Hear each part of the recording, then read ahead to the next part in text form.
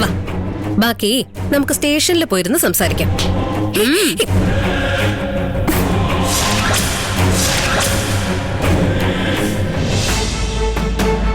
ബിജുക്കുട്ടാ sir, വണ്ടി എടുക്ക്, റൗണ്ട്സിന് പോകണം. ശരി സർ.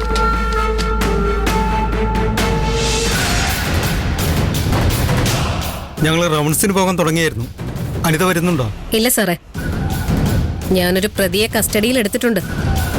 ആ പ്രതിയെ കാര്യമായിട്ട് ചോദ്യം ചെയ്യാനുണ്ട്. ഏത് കേസിലെ പ്രതി?